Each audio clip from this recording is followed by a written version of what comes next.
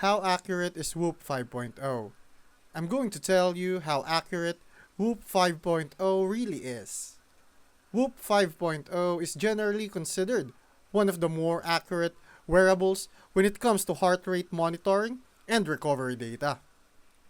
It uses a combination of advanced sensors, including green, red, and infrared lights, plus a skin temperature sensor and a 3D accelerometer.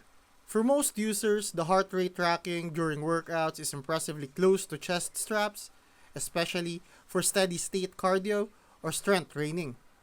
But like any wrist based tracker, it can still show small discrepancies during rapid movements or high intensity intervals. Its sleep tracking and recovery scoring are also strong, often praised for being more comprehensive than other fitness wearables. However, it's important to note that the Whoop's accuracy also depends on consistent wear and proper fit. Too loose and your data may not be as reliable. In short, Whoop 5.0 is accurate enough for serious training and recovery insights, though it's still not a substitute for clinical grade devices.